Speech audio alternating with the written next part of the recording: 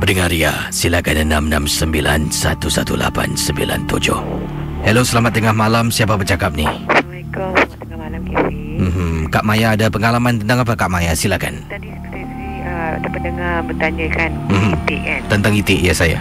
Kalau dengar bunyi jauh macam perlahan, kirakan itu dia dekat. Kalau dengar bunyi kuat, benda tu jauh. Itu yang saya tahulah, orang nenek saya tahulah. Okey, yang kedua ni yang pengalaman yang pendengar tu yang masa yang teluh tu kan. Teluh. Ada kemungkinan masa dapat tempat yang side mirror tu. Jadi isterinya duduk situ.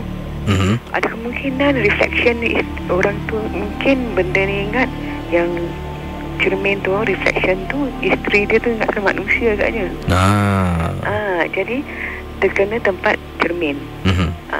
Agaknya lah mungkin begitu ajalah kan. Dan okey, berbalik dengan cerita Kak Maya. Ini dalam 14 tahun yang lalu lah. Ya, masa tu school holiday lah Kak Maya dengan anak-anak Kak Maya pergi holiday kat Singapura juga. Sebuah hotel di dekat dengan Haig Road sana. Hotel tu namanya sekarang dia dah tak salah tengah renovation ke tutup tak tahulah. Lion City Hotel. Habis kita duduk sana selama 3 hari lah. Hari yang pertama Kak Maya jatuh demam sakit lah, kurang sihat kan.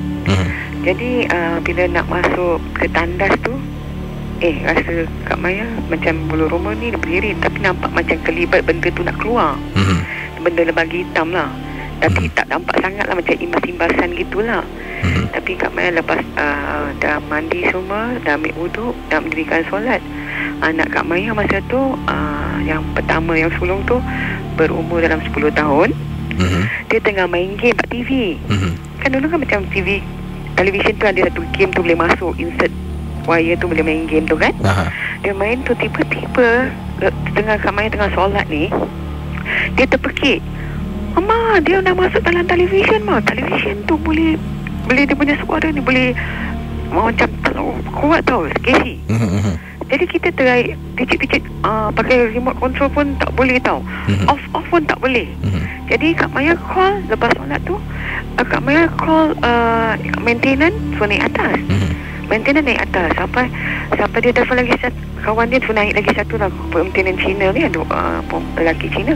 Dia kawan dia yang Melayu ni cakap, saya rasa kakak lebih tukar bilik lah kak, pasal ni dah tak boleh buat apa lagi. Ada apa-apa ke kak? Tak ada apa-apa lah. Dia boleh cakap gitu, dah memang bulu roma dah remang lah. Lepas tu okey, pack barang, tukar bilik.